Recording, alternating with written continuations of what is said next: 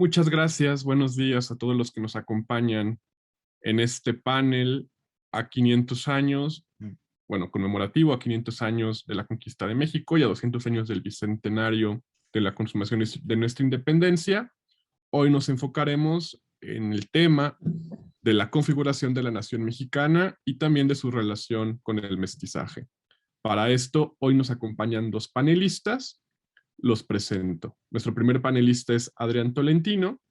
Él es maestro en historia por la Universidad Iberoamericana. Sus áreas de especialidad se centran en la historia de la Biblia, la historia del catolicismo y la secularización.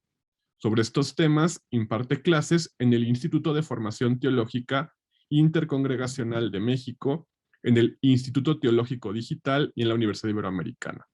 Ha dictado más de 20 conferencias a nivel nacional, así como a nivel internacional. Asimismo, es autor de una decena de publicaciones académicas y periodísticas en revistas de México, España, Colombia, Argentina, Brasil y Chile. Antes de darle la palabra al maestro Adrián, les recuerdo nuestra dinámica de hoy. Cada uno de nuestros conferencistas tendrá 30 minutos para presentarnos su ponencia y posteriormente entraremos en un espacio de diálogo que yo moderaré con diferentes preguntas y también con el diálogo que pueda surgir entre nuestros dos panelistas. Muchísimas gracias, Adrián, por haber aceptado nuestra invitación. Adelante. Gracias, José Miguel. También gracias al doctor Pablo Castellanos. Gracias a todos los que están presentes, que nos vamos a compartir este espacio de reflexión, precisamente a propósito del problema del mestizaje, ¿no? Permítanme un segundo, voy a compartirles pantalla.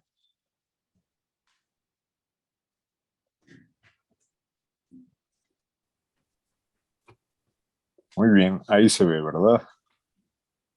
Ok. Bueno, ya que el tema es el mestizaje, yo en especial hoy me voy a remitir al gran tema polémico últimamente de la conquista de Tenochtitlan, o en específico esto que se llama el encuentro de los dos mundos. Yo voy a defender en esta ponencia el día de hoy que, bueno, América y los indígenas americanos no son tan importantes para comprender el problema del encuentro de los dos mundos, el encuentro de la conquista de Tenochtitlan. Al contrario, lo que voy a defender es que el imaginario sobre Asia, sobre los habitantes de Asia, va a ser lo más importante para la constitución de una identidad de los mestizos de América Latina. Por eso he titulado esta ponencia La condición asiática de América. Bueno, antes de comenzar, pues es importante recordar cuál ha sido la narrativa tradicional u oficial sobre este asunto. Probablemente, como todos lo hemos escuchado en la escuela, ¿no? Se nos ha contado sobre este encuentro de los dos mundos, ¿no? Donde el mundo judeocristiano, ¿no? De la tradición judeocristiana y de Atenas, que está en Europa, se encuentra con el mundo indígena de los aztecas, los mexicas, los mayas, la tradición maya, amerindia en general, ¿no? Y se supone que en esta narración nos han contado cómo dos cosmovisiones chocan y eso es lo que da a inicio al subcontinente de América Latina, ¿no? Este es el famoso mito del encuentro de los dos mundos. Sin embargo, pues yo quisiera hablar en esta ponencia de cómo realmente no fue tan así. En realidad no se trata de ningún choque intercultural en que dos visiones del mundo se encuentran y colisionan violentamente, sino que va a haber una interpretación radicalmente diferente por parte de los españoles hacia los indígenas. Es decir, los españoles no van a llegar a encontrarse con estos indígenas para ver su imaginario y su cosmovisión completamente puesta en entredicho por una cosmovisión insospechada hasta ese momento. No, lo que va a suceder es que los europeos que llegan a las islas del Caribe en 1492 van a interpretar a los indígenas, a los pobladores, desde una lógica que ya les era familiar para todos ellos. Ellos no van a encontrarse con una extrañeza o con una identidad que nunca antes habían visto. No, ellos lo que van a encontrarse va a ser con gente que para ellos ya era familiar. Y esto va a tener grandes consecuencias para la constitución de una identidad mestiza, que después se desarrollará en el criollismo del virreinato para culminar en el nacionalismo de los países de América Latina. De tal manera que este encuentro de los dos mundos realmente es una imagen que los historiadores modernos, es decir, los historiadores del siglo XIX, han confeccionado para describir y explicar los sucesos del siglo XVI. ¿Sí? Ahora bien, esta imagen del encuentro de los dos mundos fue puesta en entredicha cuando se celebraron los 500 años de la llegada a América, el 2 de octubre de 1992. En esta fecha, los historiadores se encontraron para debatir lo que significó este encuentro de los dos mundos, y va a haber en México dos exponentes muy importantes que van a antagonizar. Uno es el recientemente fallecido historiador Miguel León Portilla, que ha sido como el campeón de la visión sobre los indígenas, que nos ha hablado sobre la cultura mexica prehispánica, ¿sí? Y el otro historiador que no va a estar de acuerdo con lo que dice el doctor León Portilla va a ser Edmundo O'Gorman. ¿Sí? Edmundo O'Gorman va a ser el defensor de que no existió tal encuentro de los dos mundos. Edmundo O'Gorman va a explicar que los españoles, cuando llegaron a América, ya sabían o creían saber lo que encontraban, y por lo tanto no interpretaron la extrañeza, no intentaron explicar la extrañeza de los indígenas. Es decir, ya les eran familiares a los españoles. Pero ¿quiénes eran precisamente? Bueno, para entenderlo necesitamos saber algo más. Y es que Edmundo O'Gorman no está de acuerdo con Miguel León Portilla, quien dice que es posible reconstruir la visión de los indígenas prehispánicos. Miguel León Portilla tiene una cantidad de libros ingentes donde nos explica exactamente en qué creían los indígenas. Sin embargo, Edmundo O'Gorman es escéptico, porque para él no es posible reconstruir la visión de los indígenas. ¿Por qué? ¿Cuál es la fuente que tenemos para conocer las creencias y la cosmovisión de los indígenas? Claramente, los relatos de los españoles, las crónicas de conquista y las relaciones de los misioneros y los evangelizadores. Y por supuesto, la visión de los evangelizadores del siglo XVI no era etnográfica, no era antropológica. Esta gente no venía a describir las costumbres y la vida de los pobladores nativos. No, al contrario, los cronistas de la conquista y los evangelizadores ya tenían una cosmovisión predispuesta a interpretar el mundo que encontraron. Por ende, requerimos de un escepticismo a la hora de leer estos documentos, porque en realidad no nos están hablando del mundo indígena como tal, sino que nos están hablando de cómo una mentalidad de la cristiandad medieval interpretó a los indígenas americanos. ¿Sí? Entonces, Edmundo O'Gorman dice, es prácticamente imposible conocer las creencias de los indígenas mesoamericanos, porque el único vestigio que tenemos fue lo que escribieron los cristianos medievales cuando llegaron en el siglo XVI a América. Aquí estoy diciendo medievales porque en realidad cuando hacemos un análisis es posible encontrar rastros de una lógica medieval entre todas estas personas. Cristóbal Colón pensaba más como un medieval, ¿sí?, de la Baja Edad Media que como un hombre de la modernidad. ¿Sí?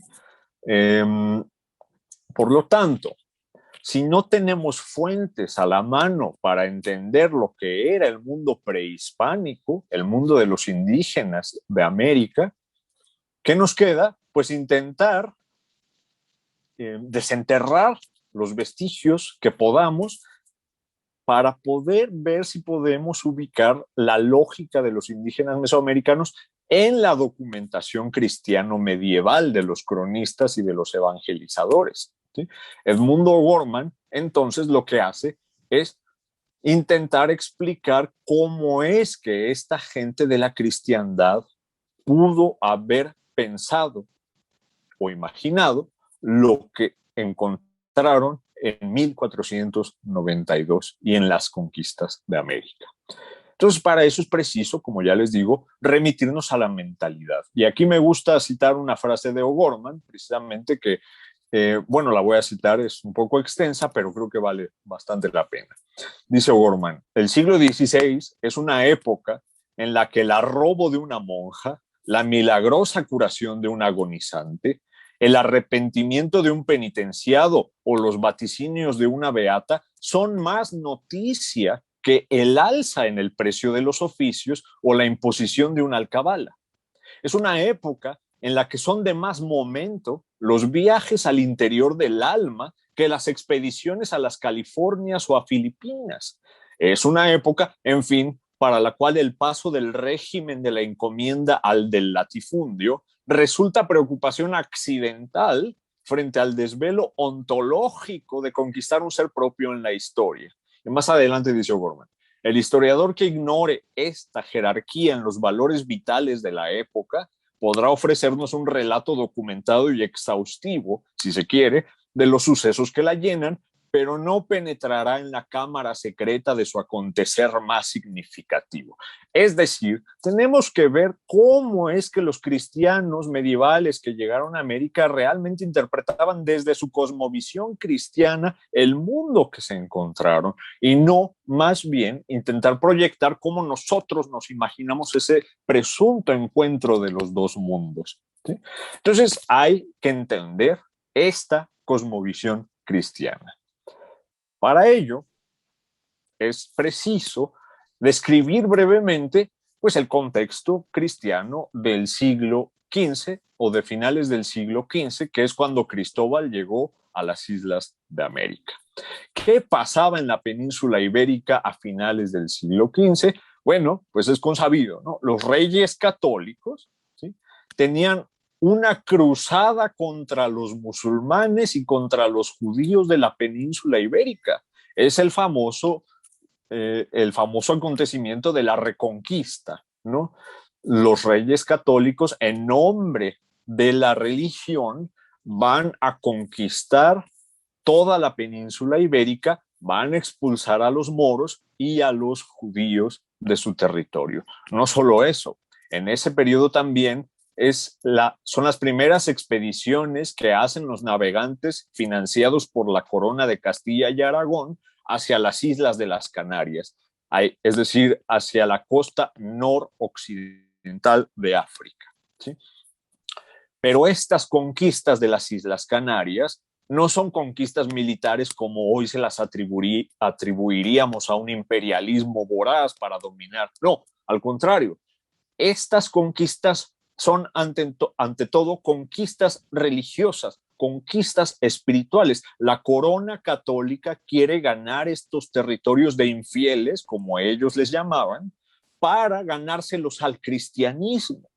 Es una época, como dice O'Gorman, donde es muchísimo más importante en los valores de la cosmovisión la idea de expandir el cristianismo. Claro, recordemos qué época es esta, es la época del Renacimiento, es la época de donde viene Martín Lutero, los reformadores del cristianismo. Es decir, hay una efervescencia cristiana por todas partes. Martín Lutero se explica perfectamente en el contexto de Hernán Cortés. Si los historiadores hicieran una comparación entre cómo veía Hernán Cortés el mundo y cómo lo veía Martín Lutero o Juan Calvino, van a encontrar enormes similitudes, ¿sí? Entonces, la corona española tenía también estas expectativas cristianas religiosas. Y, a ver, es también un periodo en el cual predomina un sentimiento milenarista, un sentimiento mesiánico. Es decir, todos quieren expandir el cristianismo porque sienten que se avecina ya el final de los tiempos, que se avecina ya la segunda venida de Cristo. Eso es lo más importante para esta gente, ¿sí? Hoy en las escuelas nos dicen, no, los europeos tenían un afán de lucro, querían dominar todas partes. Bueno, probablemente querían ganar riquezas, pero ahí les cito la frase que se encuentra en el diario de a bordo de Colón de su primer viaje, donde les dice a los reyes católicos: protesté a vuestras altezas que toda la ganancia de esta mi empresa se gastase en la conquista de Jerusalén. Porque Cristóbal Colón, al igual que Martín Lutero, era una persona que quería acelerar la segunda venida de Cristo.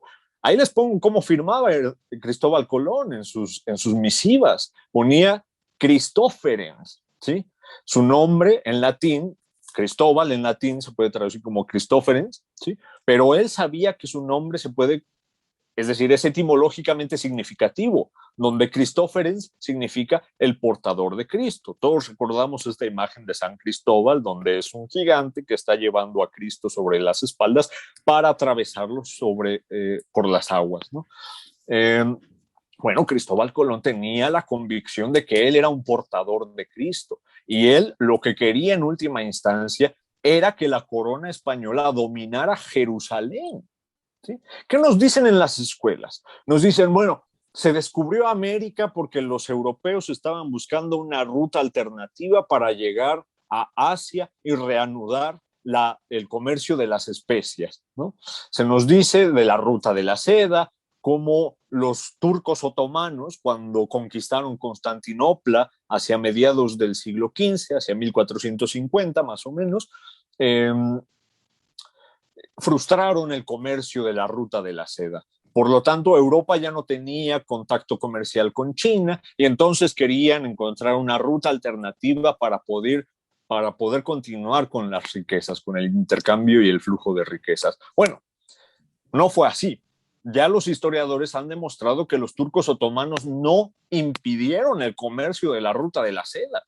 Los turcos otomanos para ese entonces sí habían logrado conquistar Constantinopla, pero no dominaban todo el Medio Oriente, ¿sí? Es decir, la importancia del comercio en esa época es secundaria frente a las expectativas mesiánicas de la cristiandad. Les reitero, si ustedes leen todo lo que había entre el siglo XV y el siglo XVI en Europa, es un sentimiento radicalmente cristiano por doquier, ¿sí? Enrique VIII, recuérdenlo, era un reformador religioso también. Él escribió un tratado teológico importantísimo donde habla sobre las raíces cristianas de toda monarquía. Y lo mismo se puede decir del emperador del Sacro Imperio Romano Germánico, de los duques, de los príncipes de Italia, etc. Bueno, los reyes católicos compartían esto. Y cuando Colón les presentó el proyecto de navegar de Europa hacia Asia, hacia el Oriente, le financiaron el proyecto porque Colón quería conquistar la Tierra Santa para los monarcas católicos, ¿sí? Colón no quería lucrar en un comercio lleno de riquezas con China, no. Colón acaso quería tener estas riquezas para llegar a la Tierra Santa y ganárselo a los reyes católicos. Porque recuerden, una de las teorías importantes de esa época va a ser el milenarismo o apocalipticismo de Joaquín de Fiore, ¿no? Joaquín de Fiore decía, en el momento en que la Tierra Santa se recupere para los príncipes cristianos, en ese momento regresará Cristo. Entonces Cristóbal Colón, al ser un portador de Cristo, lo que quería era dominar la Tierra Santa para los cristianos para acelerar la venida de Cristo. Y por eso los reyes católicos querían, o más bien le financiaron el proyecto a Colón, ¿sí? Aquí les pongo cómo veía Colón el mundo, muy probablemente hacia esa época, ¿sí? Recordemos, a ver si puedo señalárselos en estas láminas.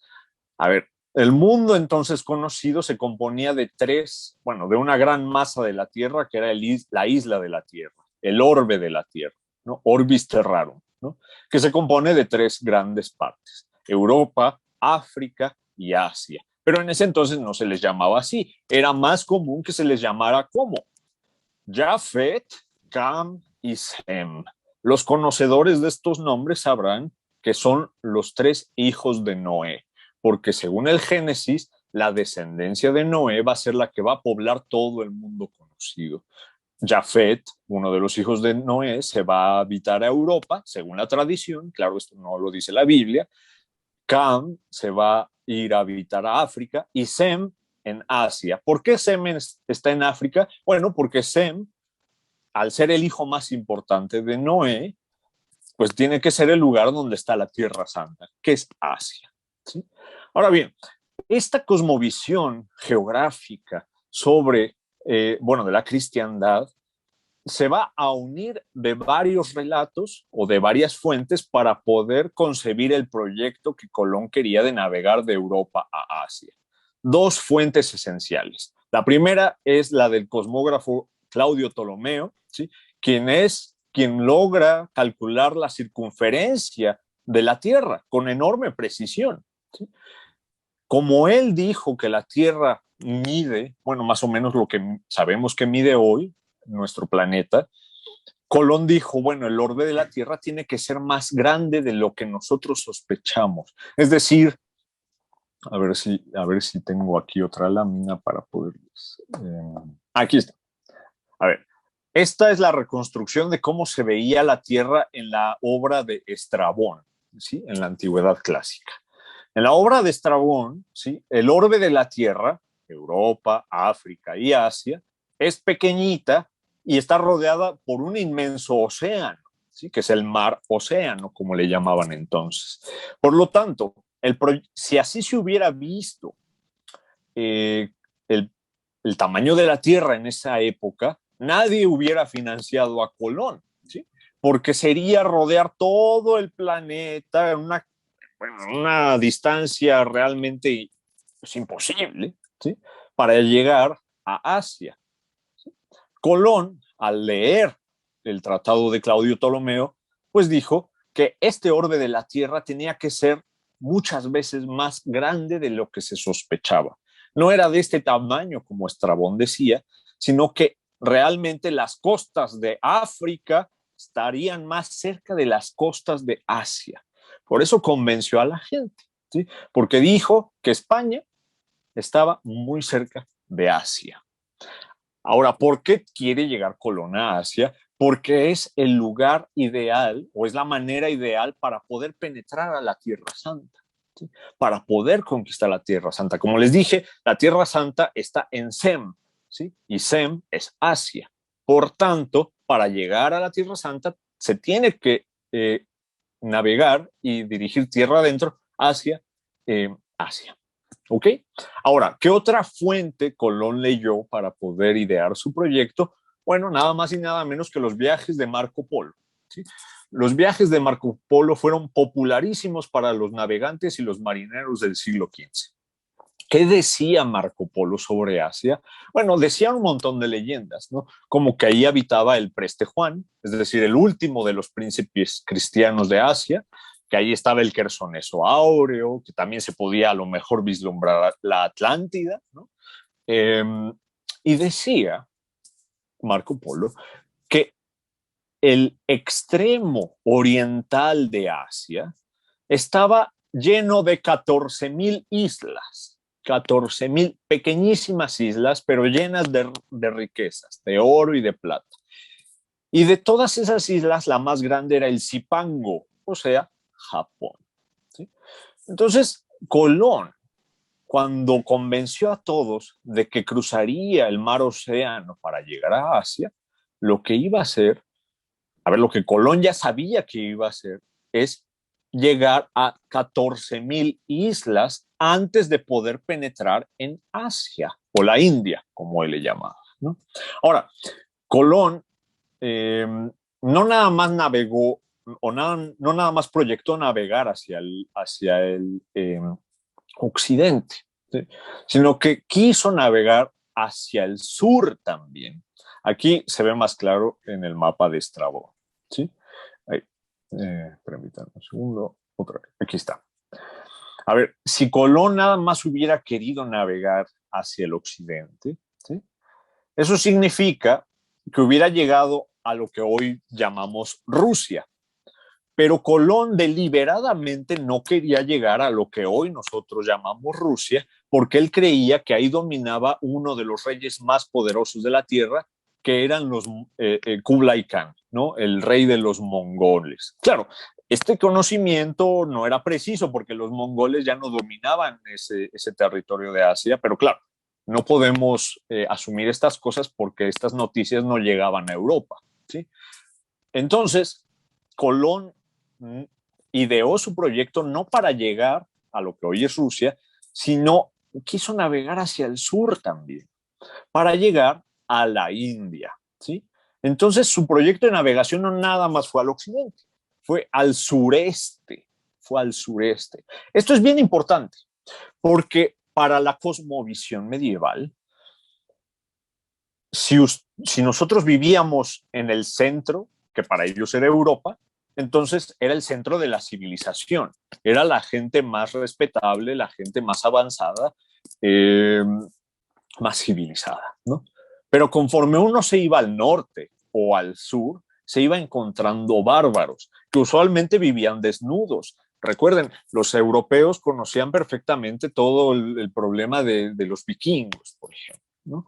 Y para ellos esos migrantes del norte eran bárbaros, ¿no? Eran personas que, o los galos, hay un montón de relatos sobre los galos, que según esto vivían desnudos y todo. Bueno, los europeos decían, claro, pues vivían desnudos porque eran bárbaros, porque eran del norte, ¿sí? Lo mismo al sur. La gente del sur, para los europeos, era bárbara, vivía desnuda y no tenía civilización y por ende no tenía cristianismo, ¿sí? Entonces Colón, cuando cruzó de Europa para intentar llegar al sureste de Asia, creyó que iba a encontrarse 14,000 islas y gente desnuda y bárbara. ¿Y qué fue lo que pasó? Exactamente eso. ¿A dónde llegó Colón? A las Bahamas, ¿sí? Que son, si ustedes conocen el Caribe, pueden saber que son muchísimas islas, ¿sí? No solo eso, los habitantes de las Bahamas, los taínos, ¿sí? Pues claramente no se vestían. De hecho, aquí les pongo la primera representación de los indígenas americanos, como los europeos se los idearon, porque Colón los mostró como si estuvieran completamente desnudos, ¿no? A ver, cuando Colón desembarcó en las Bahamas el 12 de octubre de 1492, no se encontró con un mundo radicalmente desconocido. Él ya sabía que se iba a encontrar todo esto, porque tenía nociones prefabricadas de que se encontraría con habitantes bárbaros, desnudos, sin civilización, sin cristianismo, que habitaban en miles de islas, ¿sí? Por eso les digo, Colón realmente no se sorprendió de lo que encontró, ¿sí? Si se hubiera sorprendido, probablemente Colón hubiera intentado esforzarse por determinar quién fregados eran esos pobladores, pero no lo hizo, ¿sí? Nada más se conformó con decir, bueno, esto es lo que encontramos, ¿no? Y ya esperábamos que encontráramos esto. Ahora, esto es de 1492 hasta más o menos 1502, ¿sí? Esto significa que hacia estas fechas, Colón tenía plena convicción de que había llegado a Asia y no podía caber la menor duda de eso. No podía caber la menor duda de eso, ¿sí? Aquí les pongo el mapa de Martin Beckheim de 1507, donde podemos ver claramente cómo ya se había explorado los litorales de América del Sur, un poco del norte de Florida. Obviamente ya se conocía Cuba, la isla de la Española, el Caribe, etcétera. Pero fíjense que hay aquí, ¿sí? Si nos acercamos, ahí dice el Zipangri, ¿sí? Zipangri Ínsula, el Zipangri Ínsula. ¿Qué es esto? La isla del Japón. Para los europeos, América estaba justo al lado de Japón, ¿sí? ¿Por qué? Porque América era una isla de Asia, ¿sí?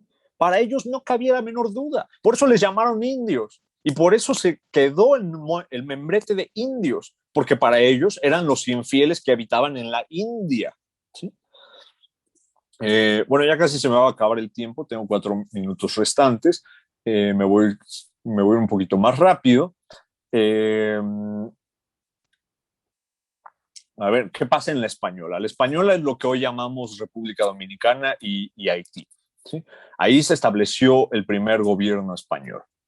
Bueno, uno pensaría que como se estableció un gobierno, bueno, claramente los españoles tuvieron que ya haber conocido a sus pobladores, ¿no? A sus habitantes, a los súbditos indígenas. Bueno, ciertamente no fue más. José Miguel dice 10 minutos más. Okay, gracias. Ok. Bueno, pero la realidad es que se estableció un gobierno en la isla de la Española como se había establecido en las Canarias. Es decir, no se innovó absolutamente nada. Los españoles siguieron calcando el modelo que ellos ya habían establecido en las Canarias para gobernar a los súbditos recién conquistados. ¿Sí?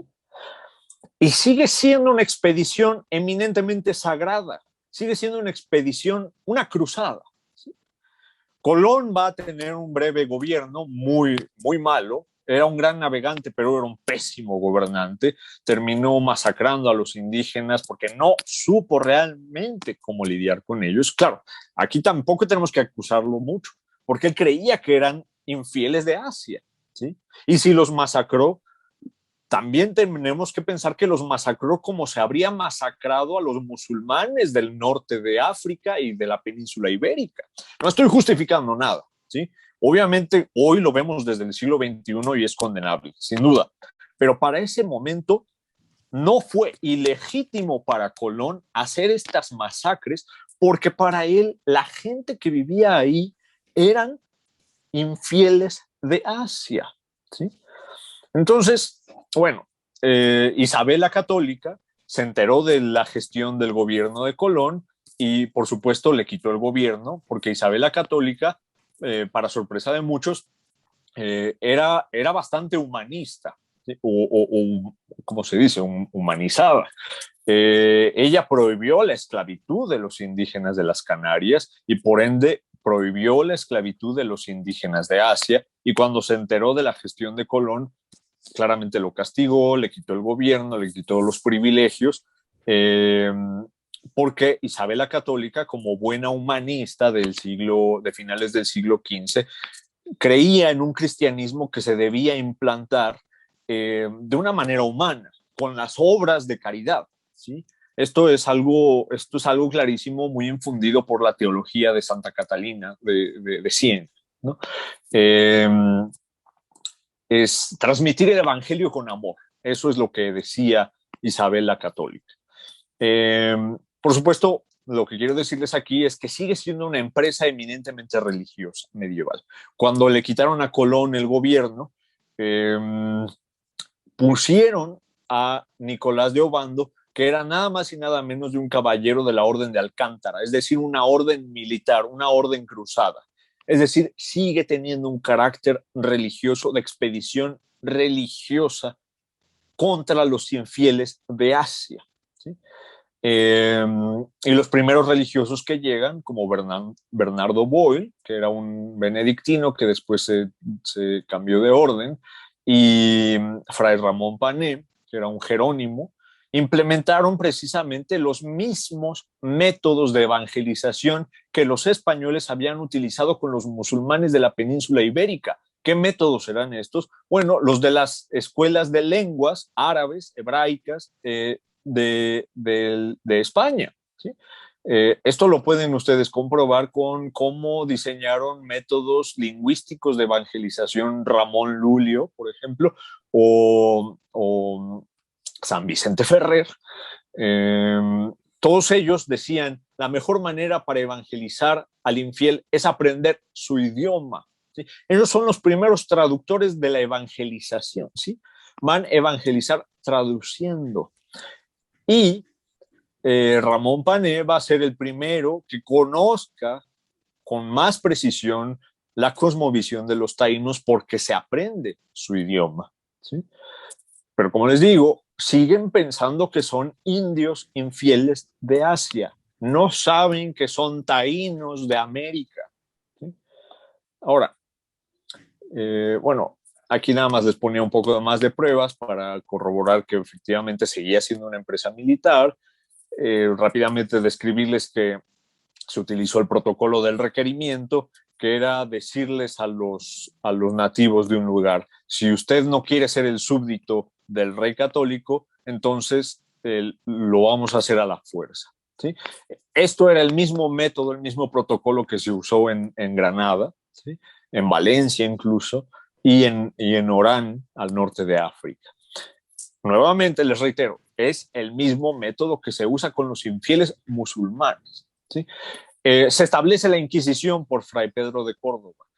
Si hubieran sabido que eran indígenas americanos, no se hubiera establecido la Inquisición. Pero como ellos sospechaban que eran infieles, entonces fue preciso establecer la Inquisición. Ahora, ¿cuándo cobran conciencia los europeos de que eran indígenas americanos?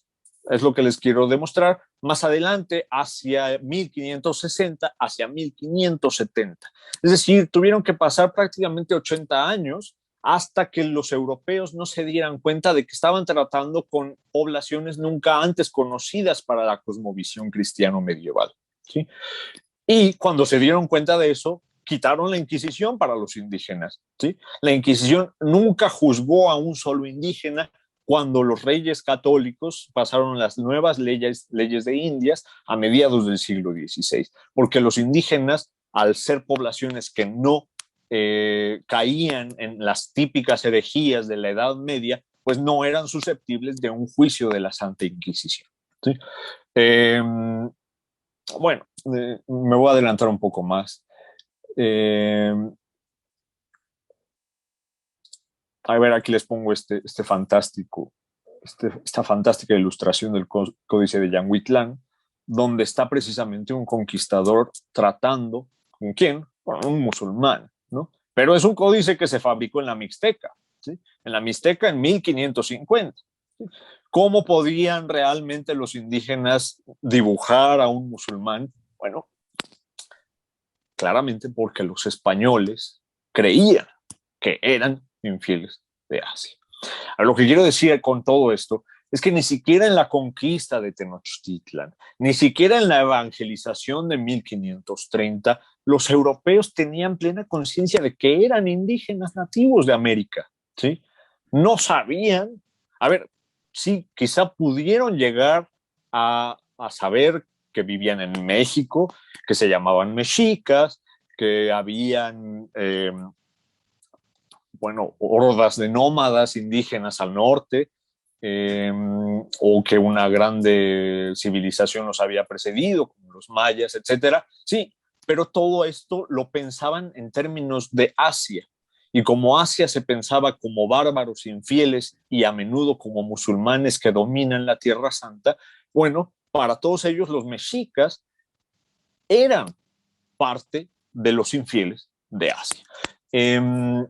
Digo, no sorprende encontrar, por ejemplo, la crónica de Bernal Díaz del Castillo, ¿sí? Donde describe a los indígenas como idólatras en mezquitas, en mezquitas. Así ustedes lo pueden leer. Y es una crónica, bueno, son varias versiones de la crónica, pero que se relata hasta finales del siglo XVI, casi a inicios del siglo XVII, casi para la época cuando Cervantes escribe su novela. ¿Sí? Entonces, estamos hablando de que todavía para estas fechas se insiste, no saben que son indígenas americanos. Ya casi termina mi tiempo. Nada más cerrar esto. ¿Qué acontecimientos van a ser importantes para que los europeos cobren conciencia de que los indígenas eran americanos? Bueno, claramente el debate que va a tener Bartolomé de las Casas con Juan Ginés de Sepúlveda sobre la verdadera naturaleza de los indígenas. Hacia 1555 se debate por primera vez quiénes son los indígenas. Por primera vez, 1555. ¿Sí? No se hizo antes, porque no cabía duda de quiénes eran. Para ellos eran infieles de Asia. Pero Bartolomé de las Casas, al conocer profundamente a los indígenas de lo que hoy es México, dijo, no, señores, estos no son infieles de Asia. ¿sí? Yo los conozco mejor que nadie y les puedo asegurar, son otra cosa. Cuando dice que son otra cosa, los europeos se ponen a debatir qué son los indígenas. Y es el famoso debate donde Juan Ginés de Sepúlveda dice los indígenas son animales, son bestias. Y Bartolomé de las Casas dice no, no son bestias.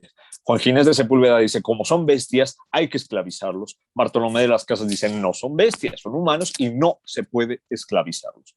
Bartolomé de las Casas va a ser idóneo porque tras su deliberación, bueno, va a decir no se puede esclavizar a los indígenas y surgen leyes para proteger a los indígenas. Y el segundo acontecimiento, ya para terminar, es la circunnavegación del puerto de Acapulco a Filipinas, ¿sí? Es decir, esto es en 1564, 65 más o menos, cuando realmente se conoce que el tamaño del Océano Pacífico pues, es muchísimo más amplio de lo que se sospechaba. Solamente cuando se circunnavega, es decir, cuando se va de ida y vuelta de México a Filipinas, es cuando realmente dicen, chanfles, América no es Asia, maestro, ¿no? Pero cabe duda, todavía cabe la duda, porque esto que les pongo aquí son catecismos de 1564, donde, vean lo que dice, un catecismo en lengua castellana y zapoteca, y bueno, estos señores no parecen zapotecas, ¿no? Bueno, con esto termino la conferencia, les agradezco mucho y por eso, bueno, la conclusión es, no fue tal encuentro entre los dos mundos. Para los europeos se encontraron con un mundo que ya conocían, que eran los infieles de Asia. Muchas gracias. Muchísimas gracias, Adrián, por tu participación. A continuación, el profesor Pablo Castellanos les presentará su intervención del día de hoy. Presento al profesor Pablo Castellanos. Él es licenciado en Filosofía por la Universidad Iberoamericana de la Ciudad de México y estudió la maestría en Filosofía Política en la Universidad Popular Autónoma del Estado de Puebla. Actualmente es presidente del Consejo de Gobierno del CISAF e investigador de la División de Filosofía de este mismo centro. Ha sido fundador y director de la Facultad de Filosofía y director de la División de Humanidades de la Universidad Popular Autónoma del Estado de Puebla y director de la revista Vertebración. También fue fundador del plantel Querétaro de la Universidad del Valle de Atemajac y jefe académico de Humanidades de la misma universidad. Se ha desempeñado como profesor de Metafísica y Filosofía Política. Otros campos de investigación de su interés son la filosofía de la historia y de la cultura, relaciones y conflictos entre cristianismo y modernidad, doctrina social de la Iglesia e historia de México. Trabaja sobre la aportación de Jacques Maritain, Gastón Fessard y Augusto del Noche en torno a las relaciones entre cristianismo, modernidad y cambio de época. Muchísimas gracias, Pablo, por haber aceptado esta invitación. Adelante. Muchas gracias. Muy buenas tardes a todos. Muchas gracias por la exposición, muy interesante, muy aguda en sus matices que nos presentaste. Yo voy a partir retomando algunas cosas y luego iré más directamente un poco al tema del mestizaje.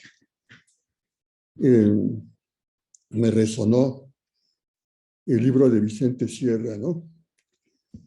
El sentido misional de la conquista de América en lo que ahora nos has expuesto.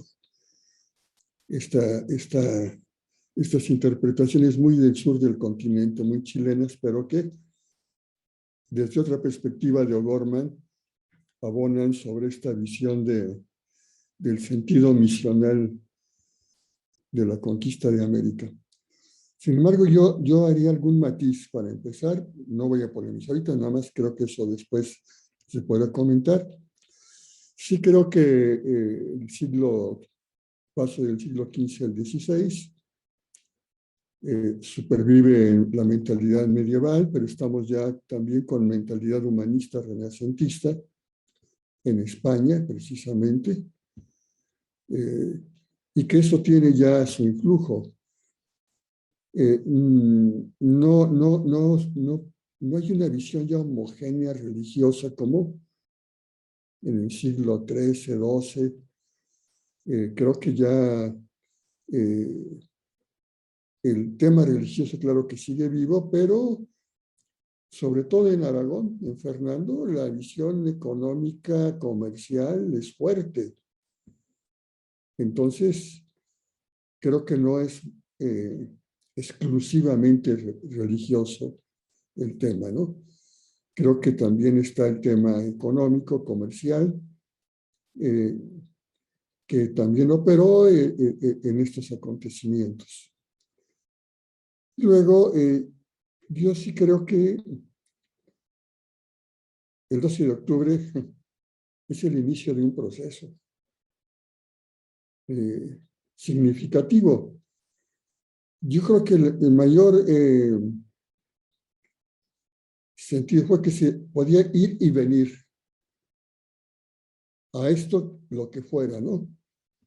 A estas costas de Asia, estas islas, se podía ir y venir por esta vía que había transitado Cristóbal Colón. Y creo que esto es lo que detonó, voy a decirlo así, el gradual descubrimiento de América como un proceso que va a tardar pues, un poco más de medio siglo, ¿no? Como nos ha señalado.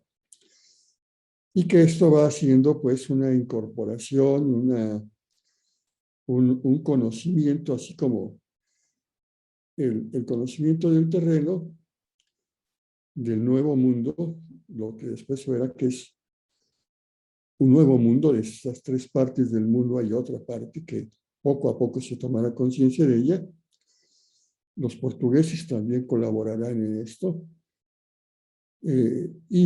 Pues claro, el viaje a Filipinas, ¿no? En lo cual, pues el punto de partida será el territorio de lo que ahora es México. ¿Y qué es lo que se da aquí? Sí, se encuentran estos llamados indígenas, los nativos de estas tierras, y obviamente se interpretan a la luz de lo que se conocía, como en todo proceso cognoscitivo, ¿no?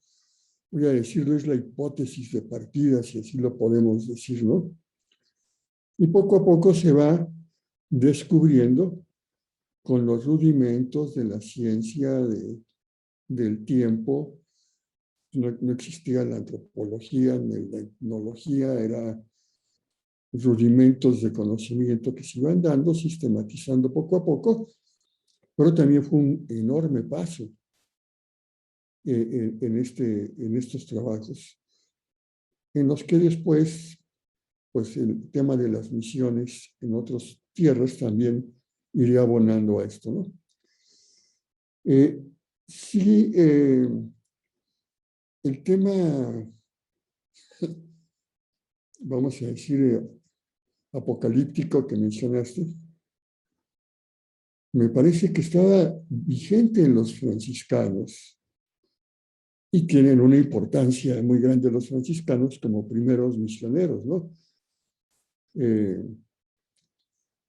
Pero también hay otra mentalidad que llegará, que es la posibilidad de superar un cristianismo cansado, problemático europeo y volver a los tiempos iniciales, como volver a partir de cero, ¿no? En este sentido sería una visión apostólica, de tiempos apostólicos más que de tiempos apocalípticos. Creo que las dos cosas coexistieron, ¿no? Uno, los primeros franciscanos, y otro, por ejemplo, un Vasco de Quiroga, con esta visión de reiniciar la experiencia cristiana primitiva, ¿no? Claro, está el tema religioso ahí presente.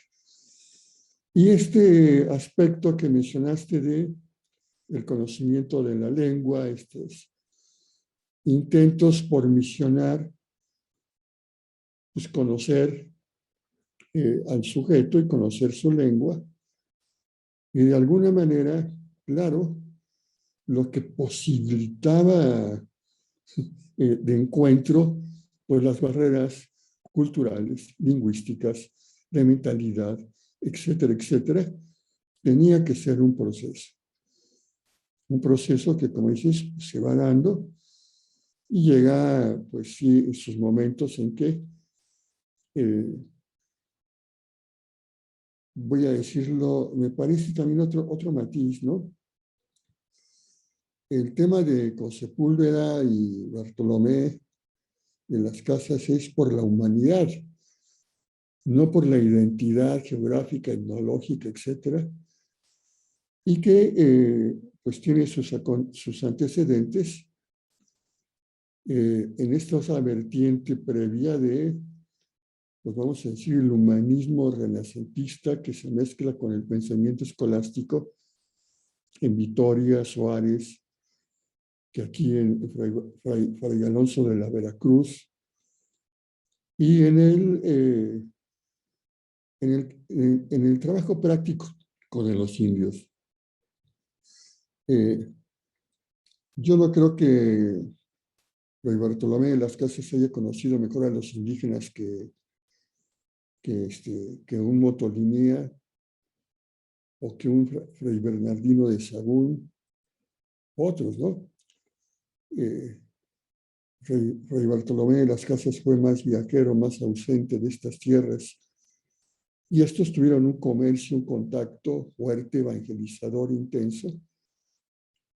Y sí, creo que estas categorías del mundo infiel, pero creo que,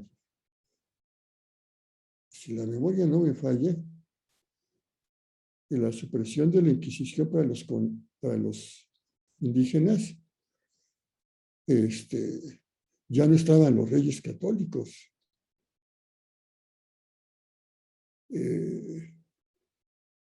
Fue posterior, pero no tengo la certeza, así es que te creo más a ti, historiador, que lo que yo pueda recordar. Sí, los indígenas no eran herejes, no eran infieles, porque no habían sido fieles, eran paganos. Y esto, pues, no se procesó de una manera muy clara, ¿no? Y eso explica muchas cosas que nos has dicho. Sin embargo, ya dejando estos puntos que son temas de pues revisar, como tú dijiste, todas estas fuentes y los documentos que presentas, pues lo aclaran, ¿no?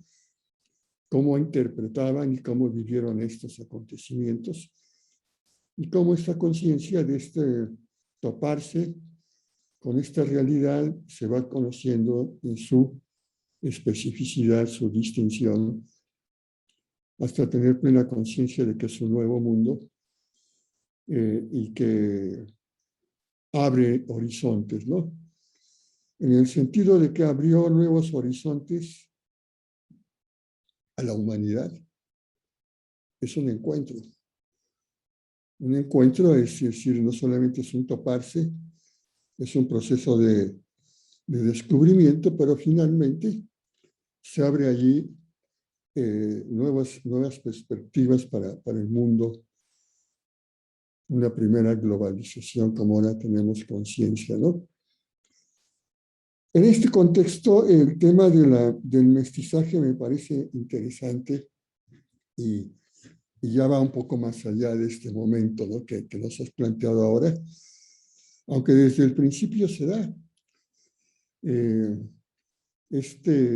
Ya refiriéndolo más al territorio de lo que ahora es México, ¿no?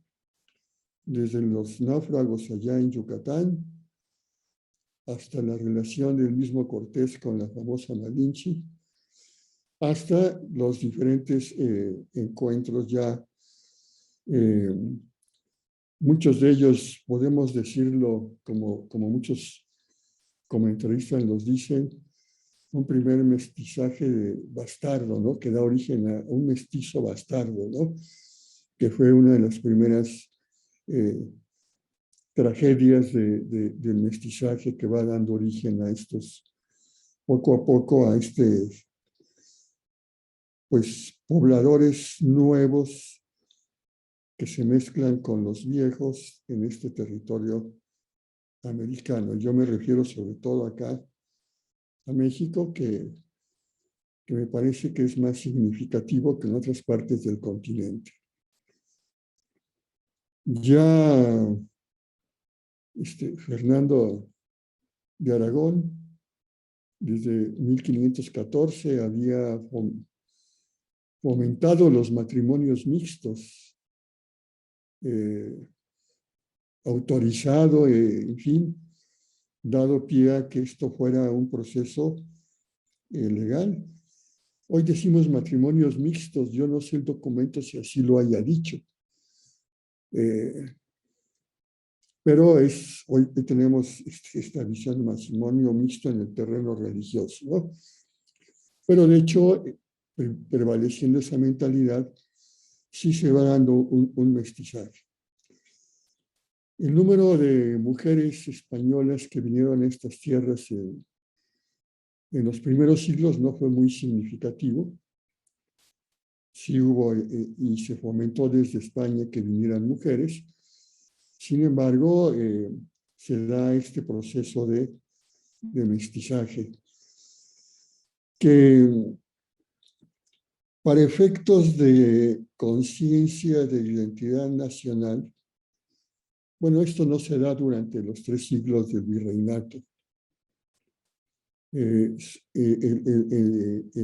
tiempos del virreinato lo que priva es el criollismo y las llamadas castas, que me llamó la atención que Guadalupe Jiménez Corinak lo cuestionara un poco, este tema de las castas, como lo aprendimos nosotros en la escuela, ¿no? También el tema del criollo, como el nacido en América, ya sí, nacido, nutrido, alimentado en estas tierras, ¿no? Que incluía el mestizo, el criollo, y sí, el español peninsular que había nacido fuera, pues no entraba en esa categoría. En la conciencia, pues, de un sentido de ser algo nuevo, ya no unas tierras nuevas, ya no el entender exactamente qué terreno se estaba pisando en el contexto del globo terráqueo, sino ahora qué pueblos éramos o qué pueblos se estaba formando. Porque también hubo una conciencia de que se formaba algo nuevo. A mí me parece que, estoy de acuerdo contigo, hubo un choque militar, hubo un choque, creo también cultural, en el sentido de que pues, se impuso como una cultura hegemónica dominante, la cultura española. El mundo indígena quedó desintegrado, aunque prevaleció, es decir, hoy seguimos hablando y lo que sabemos, pues lo sabemos sí por estos primeros misioneros, sabemos, según los estudios recientes, que incluso la visión de los vencidos está en base a documentos indígenas de más o menos medio siglo después, y de que la visión de los vencidos, pues fundamentalmente mexica, pero los pueblos otomíes, tarascos, etcétera, pues percibieron de manera distinta todo este acontecimiento, ¿no? Entonces, pues sí es difícil de tener este conocimiento cierto de cómo maduró la conciencia de este pueblo. El otro hecho importante que el impacto de la pandemia de la viruela, que diezmó tremendamente la población de los naturales, de los aborígenes, para algunos entre el 85 y 90%, estos estudiosos de Berkeley, por ejemplo, bueno, parece ser una cifra impresionantemente enorme, ¿no? Yo creo que pues fue una catástrofe total más que la caída de Tenochtitlán, ¿no? Si es que fue ese el nivel, o por lo menos la mitad de esa proporción, ya era una catástrofe tremenda, ¿no? Ni la peste negra en Europa fue tan diezmante en proporción como se calcula que fue el tema de la viruela y estas enfermedades. Llama la atención que con esta población tan diezmada, ciertamente haya avanzado el mestizaje, al grado de ser el núcleo de la población en este territorio al momento de la independencia. La mayoría no era total, o sea, la población indígena, la población mulata, que es otro tipo de mestizaje también. En fin, entonces sí, el tema del mestizaje va haciendo poco a poco este pueblo nuevo, problemático, que va adquiriendo difícilmente conciencia de sí. En la independencia ciertamente no lo tiene, es la conciencia criolla que incluye este tema, hasta donde uno puede ver, pero es después de la independencia donde el tema del indio adquiere una dimensión distinta, ¿no? Es después de la independencia, poco a poco, por ejemplo, cuando los tribunales dejan de usar las lenguas indígenas para los litigios de tierras, etcétera, como sí se hizo durante los siglos del virreinato, donde el indígena pasó a ser poco a poco la mentalidad liberal, un ciudadano, igual que los demás ciudadanos de la nueva república, ¿no? Creo que el liberalismo que se impregnó después en el último momento de la independencia, ya en las primeras décadas de nuestra independencia, contribuyó a perder de vista al indio de una especificidad propia y aún así también al mestizo y al criollo.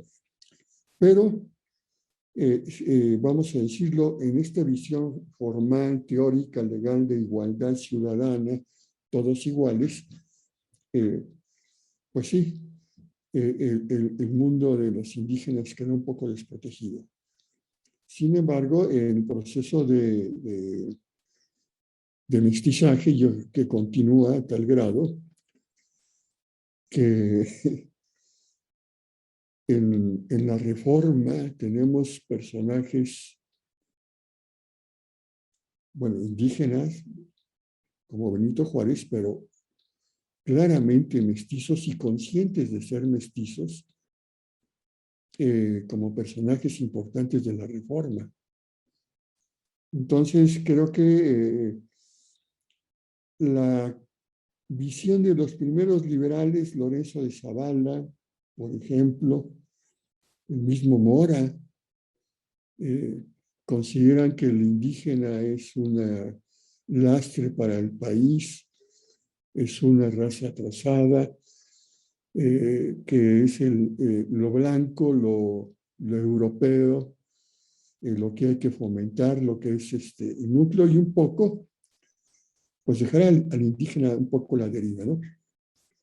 Creo que esto va a cambiar un poco después del triunfo de la República, después del triunfo de la República contra el Imperio. El nuevo periodo a partir de 1867, 1870, con la llegada del positivismo, hay una nueva consideración del indígena el incorporarlo por la educación, por la alimentación, o sea, las consideraciones de que el indígena está así no por ser una raza inferior, etcétera, sino por las condiciones en las que ha vivido, pero que si sus condiciones se mejoran y la alimentación se mejora y se educa junto con los demás, entonces aumentará, y aquí surge la conciencia, poco a poco, de que la unidad nacional implica una unidad racial, una unidad étnica. Y esto va a ir creando la mentalidad, o lo que se llamará después el mito del mestizaje, ¿no? De que una nación es un conglomerado que se distingue por aspectos raciales de otro grupo étnico y que por lo tanto entonces nosotros nos distinguimos como nación distinta de las otras por nuestra identidad mestiza. Sin embargo, esta identidad mestiza tiene un rasgo a veces de absorber al indio para eliminarlo. Es decir, de cualquier manera se hablará, por ejemplo, un poquito después, y ya en pleno, bueno, en los primeros tiempos del porfirismo, este positivismo que se junta con el darwinismo, con el evolucionismo y por ejemplo, con Spencer, etcétera, la supervivencia del más fuerte, etcétera. Sí se hablará que para dinamizar esta nueva raza mestiza y que va habiendo un reconocimiento de vamos a decir, de las cualidades de la raza indígena, pero de todos modos se piensa que para dinamizar este mestizaje hay que traer nuevamente blancos y fomentar la inmigración de blancos. Y de hecho en el porfirismo pues hay una etapa de nueva inmigración, ¿no? De diferentes grupos. Pero la mentalidad era en este sentido, ¿no? El positivismo, el darwinismo, pues la sobrevivencia del más fuerte, etcétera, que se vuelve luego teoría social con Spencer, en fin, surge toda esta visión de que México es, en su identidad propia, un México mestizo. Criollo, pero el criollo se va asimilando poco a poco al mestizo. Primero el mestizo se asimiló al criollo, después el criollo al mestizo. Y surge pues esta idea de que somos una nación distinta. Me parece muy importante señalar esto porque después esto va a entrar en una polémica muy, muy fuerte, ¿no? No solamente en México se hablará del mestizaje, después en Brasil tendrá una gran repercusión de que lo propio de América Latina es el mestizaje y es lo que nos da nuestra identidad. Y aún en el sur, donde ahora se habla de la patria grande, pues fueron terriblemente hablar de la identidad más bien criolla y blanca y eliminar al indio, ¿no? Los ingenieros lo ven como una cosa de atraso y que hay que eliminar, por ejemplo. Y así pues surge un poquito la conciencia criolla en este sur del continente, después de las guerras contra los mapuches y contra los indios del sur de Argentina, entre ellos, como dicen ellos, para su rivalidad con México, que fueron a matar a los comechingones. Entonces, bueno, esta visión creo que durante el porfiriato, con Molina Enríquez, por ejemplo, y después en los primeros tiempos de la Revolución, establecerá esta imagen del México mestizo, que será un poquito la imagen del nacionalismo mexicano, que al mismo tiempo reivindica al indio, pero un indio que es absorbido por el mestizaje. Después vendrá la polémica de indigenistas y hispanistas, que creo que fue sumamente estéril en este camino de avanzar a la conciencia nacional. Y finalmente, voy a decirlo, la concepción de un mestizaje amplio, multirracial, multicultural. Nosotros no éramos el pueblo ni azteca ni mexica, una multiplicidad de etnias, pero también a México van llegando diferentes minorías que también se van mestizando y se crea esta conciencia que es la nueva conciencia de un mestizaje abierto, multicultural, donde el problema es, muy bien, sin embargo, ¿qué es lo que tenemos en común? Si un mestizaje abierto, que es un crisol, que no termina, que no debe concebirse de una manera exclusivista, pero entonces la pregunta es, ¿qué es lo que nos da unidad? ¿Qué es lo común dentro de esta pluralidad que, sin embargo, no se puede negar que somos un país distinto, abierto, pero que tenemos una plataforma de identidad. El otro problema del mestizaje, y con esto termino, que ya no es el racial, sino el famoso mestizaje cultural, que este es otro proceso complejo que, como se ha visto, de una cultura que supervive pues, herida, lastimada, como fue lo que supervivió de la cultura indígena en los pueblos indígenas que supervivieron y que mantuvieron, pero de manera nueva, ya con el contacto hostil y también con la gradual integración de estos pueblos en el mestizaje, pues coexistieron con el blanco, con el mestizo, etc. Y hoy, pues es difícil hablar que la cultura indígena, las culturas indígenas que hoy tenemos, sean las originales, después de 5 siglos, ¿no? Con toda la dinámica de interacción, por más difícil que haya sido, ¿no? Pero, sin embargo, el gran problema de este país es cómo asimilar culturalmente lo indígena, cómo reivindicarlo sin tergiversarlo. Y todavía más, ¿y qué se puede incorporar ahora de esto, no?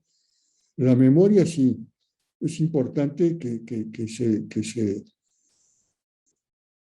se recupere una memoria en lo que es posible. Que se reconozca una deuda, sí, pero prácticamente es una deuda con lo que ya no existe y con los supervivientes herederos después de 500 años de esta deuda, y que implica una nueva dinámica de integración. Afrontar el mestizaje como se afrontó en los 300 años del virreinato, los problemáticos 200 años de independencia, pues ya la dinámica ya es otra. La pregunta es entonces, si este mestizaje étnico y cultural, pero un mestizaje pluriétnico y pluricultural, nos identifica, y qué es ese núcleo común que en esta pluralidad podemos tener. Creo que esta es la respuesta para los 500 años y para los 200, digo en la pregunta, y para los 200 años que llevamos de vida independiente, ¿no? Y yo la dejo aquí abierta porque creo que es una pregunta abierta y muy problemática para afrontar, ¿no? Muchísimas gracias, Pablo. Adrián, ¿tendrías algo que comentar o pasamos a las preguntas? Pasemos a las preguntas, a ver qué. Perfecto. Miren, la primera pregunta que tenemos, aquí nos llega al Zoom, nos dice, ¿cómo profundizar en estos fenómenos asociados al mestizaje? Pero yo la reformularía un poquito y me gustaría como aquí tener tanto el enfoque histórico como el enfoque filosófico, porque creo que son métodos muy distintos, o sea, necesarios uno al otro, que se implican el uno al otro, pero creo que los enfoques disciplinarios han sido distintos en esta manera. Quizás le preguntaría a Adrián, o sea, ¿qué tanto también ha evolucionado o transformado la noción de mestizaje y qué tan importante ha sido esta transformación del concepto de mestizaje en el tiempo, por ejemplo, para la conformación de la nación mexicana y que pues es también como un poco el fundamento del uso utilitario de la categoría mestizaje, digamos, a nivel político? Bueno, es una pregunta muy amplia, muy profunda. Un poco el doctor Pablo Castellanos ya nos ha pues, aportado varias herramientas para pensar esto. Un poco la aportación de mi conferencia iba en ese camino, ¿no? Como ver la circunstancia y la naturaleza conceptual de cómo se pensó al indígena americano para poder repensar cómo nosotros estamos también absorbiendo esa identidad de esos indígenas americanos. Ya el doctor Pablo Castellanos nos hizo un gran recorrido, ¿no? Como el indígena en el virreinato pues, era un ciudadano protegido por las leyes de la corona, ¿no? De alguna manera podríamos ponerlo en términos de privilegiado inclusive, no estaba sometido a pues muchas de las grandes injusticias que denunciaban precisamente los funcionarios de la corte pues acá en los virreinatos, ¿no? Incluso tenían sus repúblicas indias y todo, ¿no? Bueno, ya también recojo lo que dice el doctor sobre el mestizaje en tiempos de, bueno, los indígenas en tiempos de la independencia y la república. Claro, la visión es clara, ¿no?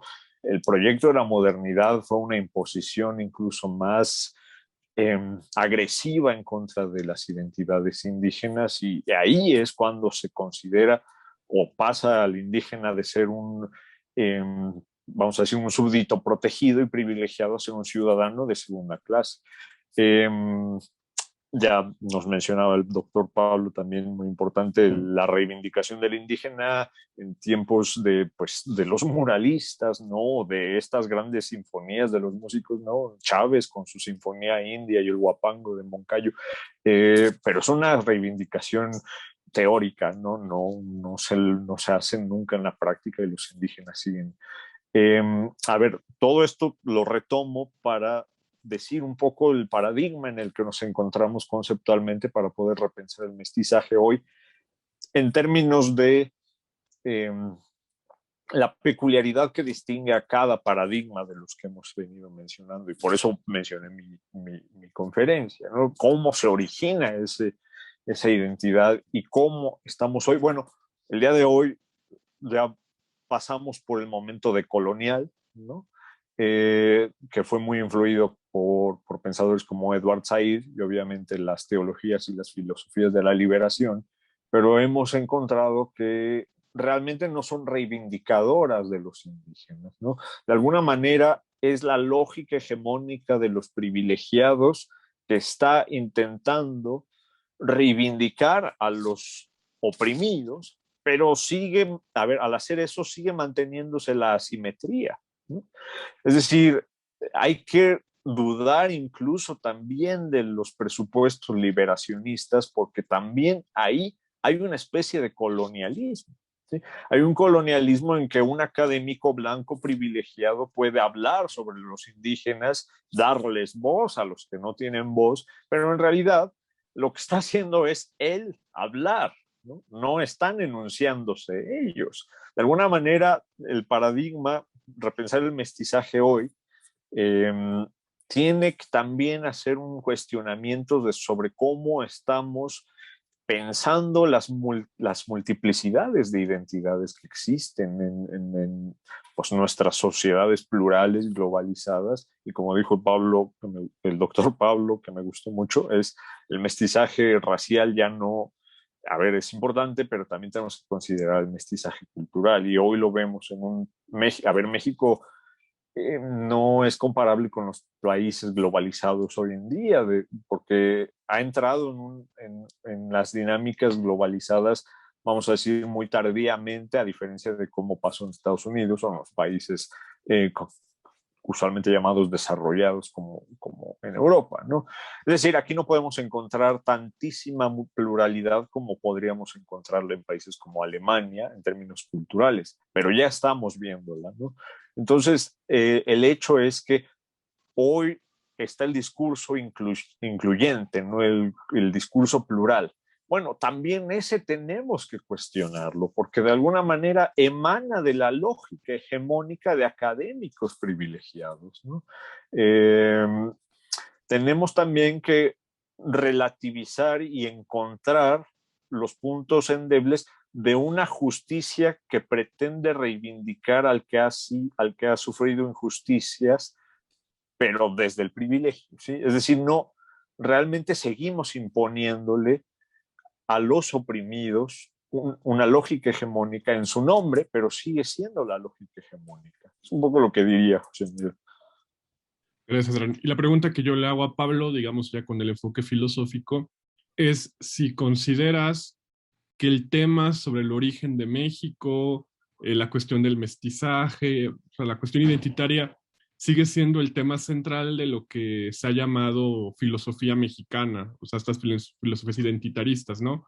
Que parece ser, por ejemplo, el enfoque desde el que Caso, Vasconcelos y demás intentaron pues configurar un pensamiento filosófico de lo nuestro. Sí, yo creo que hay dos cosas. Uno fue el pensarnos quiénes somos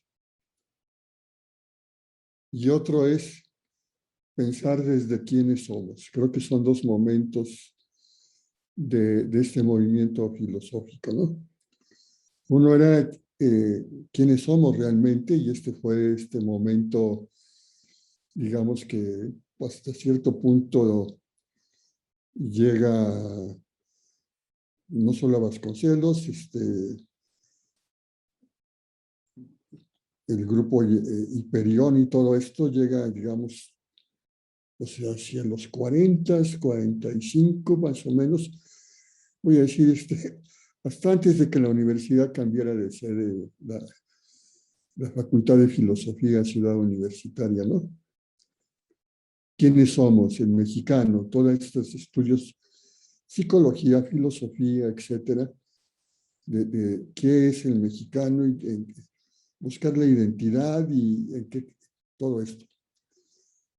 Pero cuando en la década posterior, después, voy a decirlo, de la Revolución Cubana, después de este pensamiento de dependencia, desarrollo dependiente, marginación, toda esta visión, viene esta conciencia de que lo que somos está oculto por esta dependencia y entonces pensar desde esta situación para liberarnos, ¿no? Entonces es un pensamiento que más que para ver quiénes somos, cómo liberarnos y llegar a ser por lo que podemos ser, ¿no?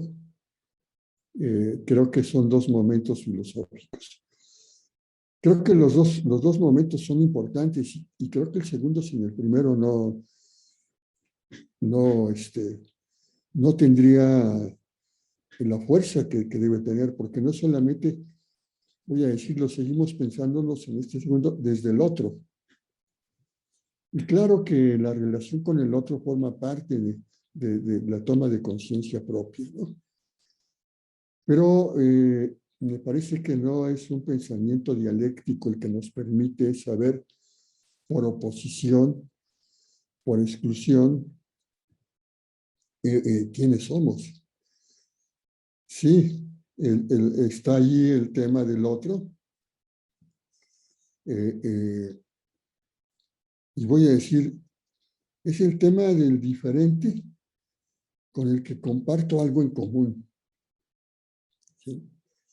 No es el absolutamente otro. Voy a decirlo de esta manera, si es el totalmente diferente, no me ayuda a tomar conciencia de mí mismo. Entonces creo que estamos en esta situación, creo que debemos repensar nuestra historia. Voy a decirlo, no hemos hablado ahora de este tema del barroco tan complejo, tan barroco, que se ha tomado como este símbolo también de este proceso de nuestra propia, vamos a decirlo, identidad o momento de integración cultural, y que de alguna manera nos sigue marcando. Pero ¿qué es lo que tenemos en común? No es solamente a qué nos oponemos, porque si nos oponemos a algo es en razón de una justicia, que una justicia es el reclamo de lo propio, y si no tenemos este sentido de lo propio, no podemos tener en qué sentido nos reivindicamos. Entonces creo yo que sigue siendo muy importante el madurar en este discernimiento de nuestra identidad, que no es homogeneidad, que no es una igualdad que quita las diferencias, sino lo que hace convivir a los diferentes en una convivencia pacífica ordenada, sí en relación con los otros. Creo que esta es la tarea. Aquí diré una cosa. Me parece que esto está más en esta vertiente de la teología del pueblo, el pensamiento de liberación en torno a ese tema de la teología del pueblo, que en la teología de la liberación desde el punto de la dependencia político-económica. Y que es en el fondo revisar cuáles son estos elementos, como diría Luis González y González, estos menes, para la analogía con los genes, que nos dan nuestro mapa, ¿no? Nuestra identidad, es decir, lo que tenemos en común, lo que posibilita que el intercambio sea enriquecedor y que nos haga madurar, porque creo que estamos todavía en un proceso. Nunca hay una identidad acabada, ¿no? Nunca hay una situación ya. Entonces, creo que para crecer en este camino sí tenemos que revisar nuestros menes, voy a usar la palabra de Luis González y González, y ver desde qué núcleo tenemos este potencial de crecimiento y de mantenernos una unidad en la diversidad. Yo creo que esa es la tarea de hoy, sumamente compleja porque además nos pone ya en un mundo global, ¿no? Pero si no tenemos esto, el mundo global nos absorberá, nos diluirá en una homogeneización, ¿no? Muchas gracias, Pablo. También aquí tenemos otra pregunta que nos dicen, ¿cómo se ubica entonces la bula Sublimis Deus de 1537? O sea, frente a este tema de la invención de América y del tema de la conciencia asiática de América. Para Adrián es la pregunta.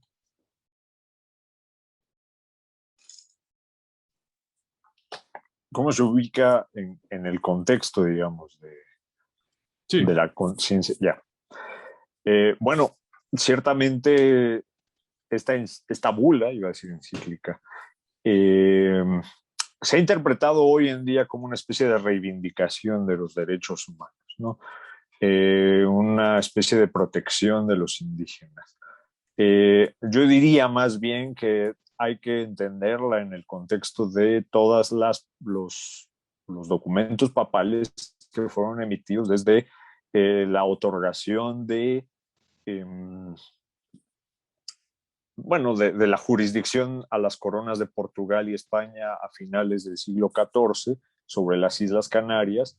Y a ver, lo que quiero decir es un recurso legal y jurídico para poder cristianizar a los indígenas de una manera que no sea ilegítima para la lógica de la cristiandad. Y en ese sentido es un marco jurídico para decirles a los reyes católicos que los indígenas que no son cristianos, pero que quedan eh, bajo su autoridad, tienen que encontrar el cristianismo fuera de las acciones de ilegitimidad, por ejemplo, de las encomiendas, ¿no? Para estas décadas de 1530 se empieza a poner muchas dudas sobre el régimen de encomiendas de los conquistadores, donde se esclavizaba a los indígenas diciendo que era un trabajo coactivo legal, ¿no? De tal manera que yo lo reitero, es una nueva manera de poder continuar la expansión del cristianismo a partir de este paradigma pues, de acciones legítimas e incluso amorosas para evangelizar, ¿no? Que es un poco, a ver, veamos la fecha, 1530. Para estas fechas, Martín Lutero había escrito su obra sobre cómo Jesucristo nació judío, ¿no? Y en esta obra, ¿qué es lo que decía Lutero? Tenemos que amar a los judíos para convertirlos, ¿no? Escandalizó a toda Europa porque toda Europa quería perseguir a los judíos, ¿no? Eh, Salvo algunas excepciones. Pero Lutero dijo, la única manera de poder convertir a los no cristianos, ya sean paganos, infieles, herejes, etcétera, es a través de actos de amor. Un poco yo insertaría en este contexto, no como una reivindicación de los derechos de los indígenas, por supuesto que no, porque de alguna manera sigue siendo una especie de imposición de los valores del occidente cristiano, pero bueno, en esto yo lo insertaría. Sí. Gracias, Adrián. También otra pregunta que hay para ti es, dicen, ¿cree que el secularismo, no, ¿jugaron los ingleses algún papel en esta leyenda negra sobre la evangelización de América? La cultura indígena de muchas maneras no se dejó conquistar e influenció el idioma, el arte religioso y la cultura. ¿Puede hablar de cómo los indígenas influenciaron en la incipiente cultura mestiza? Ahí veo dos preguntas, ¿no? Es lo del indígena, Sí, lo de los ingleses. los ingleses. Bueno, claro, los ingleses fueron una parte constitutiva para contribuir al discurso de odio en contra de los españoles y de la conquista, ¿no? Ingleses, la parte de los Países Bajos que se estaba independizando o se quería independizar de la corona española, y por supuesto Alemania. Bueno, no existía Alemania en ese entonces, pero lo que hoy llamamos Alemania. Eh, la obra de Bartolomé de las Casas va a ser muy leída por estos países anti-españoles, ¿no?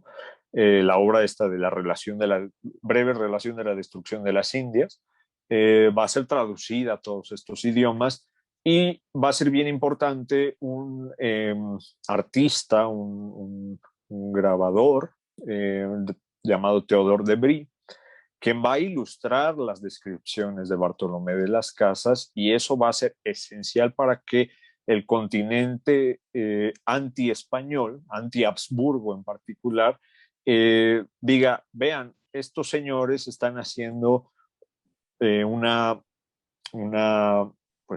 injusticia en contra de los indígenas. Hay que añadir otra cosa en este aspecto, que es que para esta época, estoy hablando de finales del siglo XVI, inicios del siglo XVII, para esta época surge una visión de los indígenas bien diferente. Les dije que a mediados del siglo XVI es cuando empieza a caer el mito de que los indígenas son indios de Asia, infieles o paganos, como bien hizo el matiz el doctor Pablo. Ya para finales del siglo XVI, ya nadie creía que eran infieles o paganos de Asia, por dos motivos en particular. Primero, por el avance de la Reforma Protestante. ¿Sí?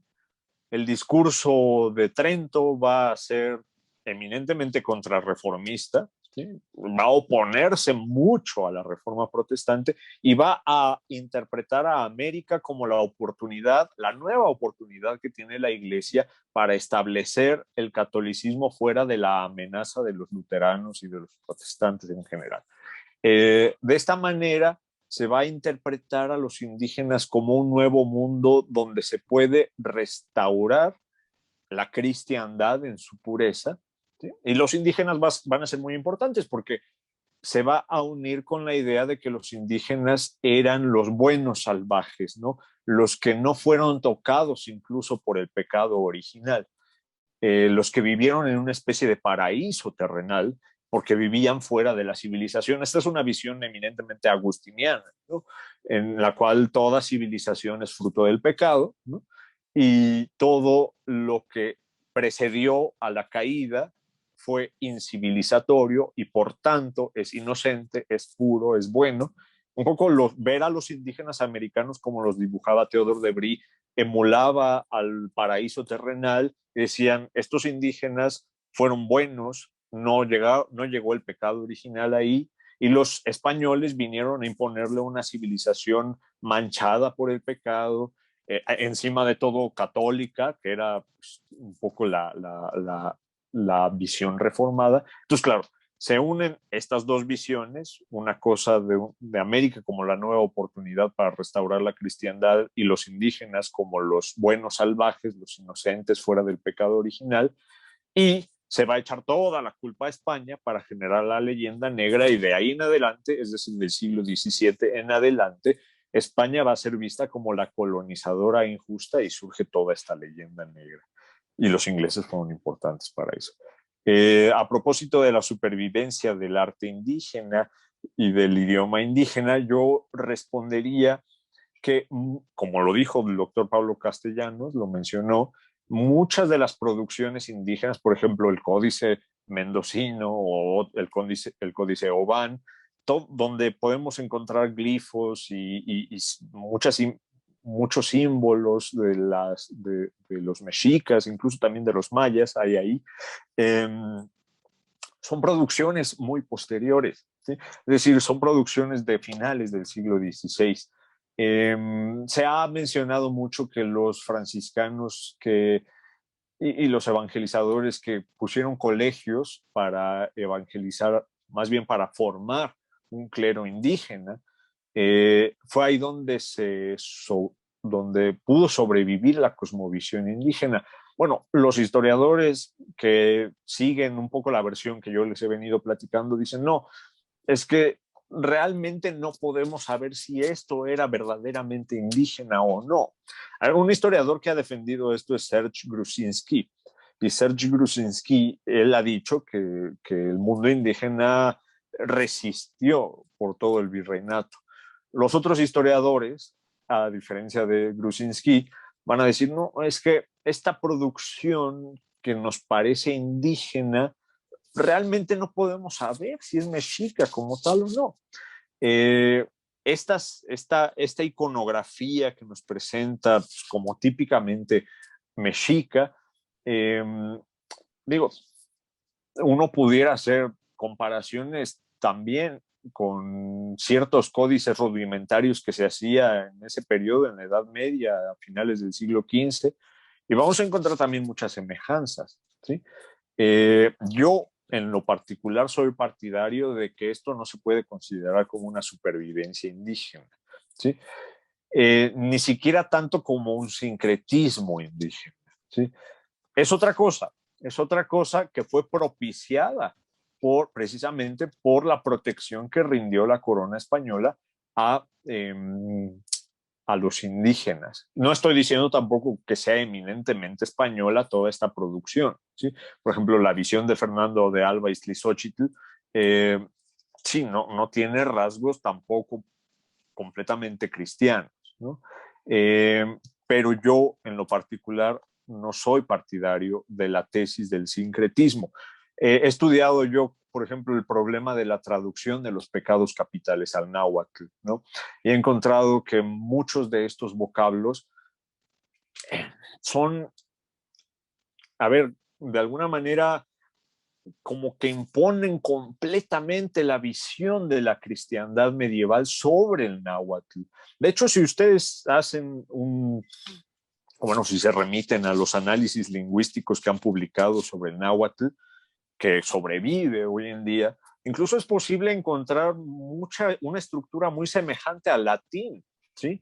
En el náhuatl, ¿sí? Por ejemplo, algunos verbos están puestos hasta el final, casualmente como así pasó con el alemán de Lutero, ¿no? Es decir, hay una especie de cálculo de la estructura lingüística, no cálculo, calco de la estructura lingüística del latín al náhuatl, ¿sí? Y un poco eso para muchos ha sido el náhuatl que hoy sobrevive hoy en día, ¿sí? Es decir, es el náhuatl que sobrevivió en el virreinato, pero que sin lugar a dudas quedó supeditado por una lógica cristiana, europea y occidental.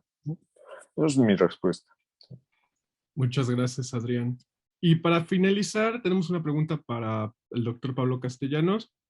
Nos preguntan, ¿cree que el secularismo actual promueve el sentimiento de culpa por ser creyente y por hablar la lengua de los conquistadores? Muchos tenemos herencia indígena y española.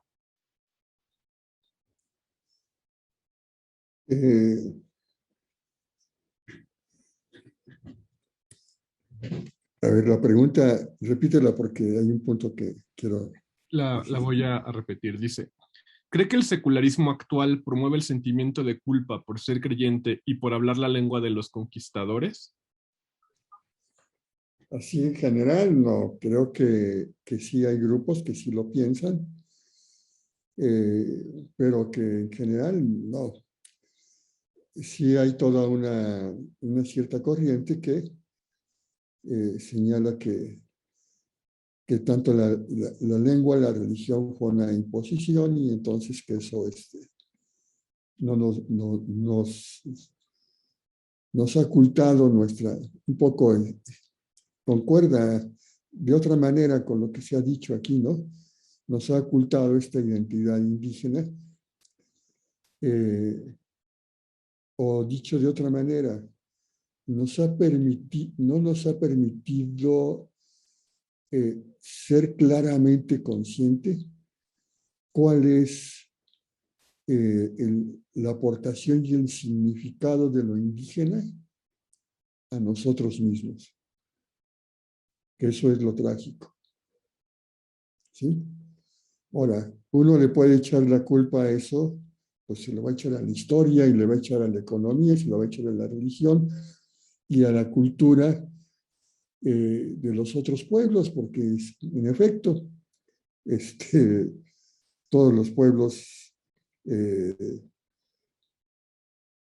han tenido una influencia sobre nosotros y entonces, pues si no podemos tomar esa cuestión de una especie de sentido de inferioridad o de que hemos sido destruidos, ¿no? Más bien creo que es cómo nos hemos construido a partir de lo que ha interactuado en nuestra propia historia, ¿no? Hay cosas que se han destruido. Yo creo que también hay una sistemática destrucción de muchas cosas de la cultura española. La ha habido, ¿no? Desde la independencia, etcétera, ¿no? Ha habido una cierta, vamos a decir, tensión, y creo que ese es uno de nuestros problemas, que hemos vivido en esa tensión todavía, ¿no? Pero que la secularidad, no, son más bien ciertas corrientes dentro del secularismo que sí radicalizan estos puntos y lo ponen como tema militante, ¿no? Pero no creo que el secularismo en general. Muchísimas gracias. Bueno, pues con esta pregunta concluimos nuestra sesión de hoy.